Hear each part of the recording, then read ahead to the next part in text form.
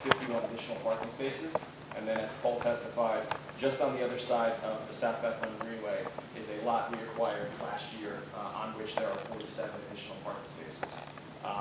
We then secured through an agreement with the Bethlehem Parking Authority 23 contract parking spaces for what would be in the Polk Street garage, which gives us the total count of the 186 parking spaces we're proposing. That's for the residential parking. We have taken the approach that this is a unique situation in that there are a couple of fail-safes built into this, and that is that in the event there isn't enough parking, we don't have enough parking to satisfy the tenant mix, there's a 600-space parking garage that's going to be constructed across the street that I'm sure would be more than happy to sell spaces to folks who are going to park there in the evening when much of their contract parkers are folks who are there during the daytime. In addition to that, the retail parking, as I said, is not being provided off-street or on surface lots that are essentially free. The idea was that the creation of new on-street parking spaces that would be metered, as well as the Polk Street parking garage, would be what really satisfies the retail parking demand. The idea that you want to drive them to a central location.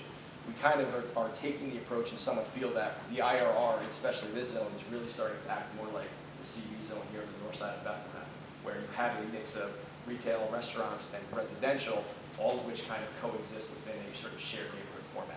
That's what we proposed. However, what I shaded here in these two areas are, I guess, our third fail-safe, the ultimate belt and suspenders. Those are lots that are owned by a related entity to the developer of these lots. In total, there's about 125 surface parking spots. If you've come down and visited our Starbucks in 510, you have probably parked in that lot. This lot and this lot are not included in our calculations for purposes of meeting the demand.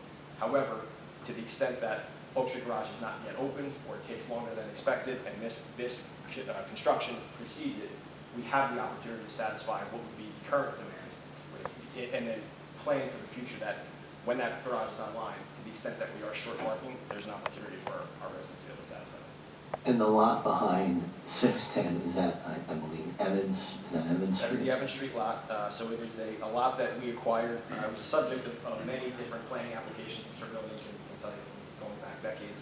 Not decades, I should say, a decade. But it was a lot we acquired in the beginning part of 2018, on which we are going to make improvements to help satisfy some of the demand. It is right across the South Bethlehem Greenway from this building here, and ties in nicely. But also for us, if there's going to be surface parking associated with those lots. In our estimation, it makes sense to do it on a back street here on Evans as opposed to on the front street on the third. The third corridor would be the area where we want to focus the development and construction. Is there ever a possibility that the Evans Street lot could be developed on? I mean, is that something, it's a parking lot for you now, which I believe you said 47 spots. Is that something that... So there is no restriction being imposed on that it would have to remain so. To the extent that it gets developed would be something way further down the line. To be fair, for us, we understand the city has a parking requirement and a need that must get satisfied.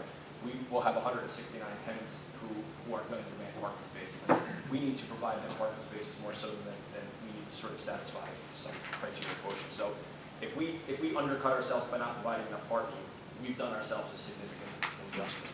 If this does happen to create the demand in the future that this could be developed because our parking needs have considerably shrunk, then it potentially could be. But we have no plans to move in the future.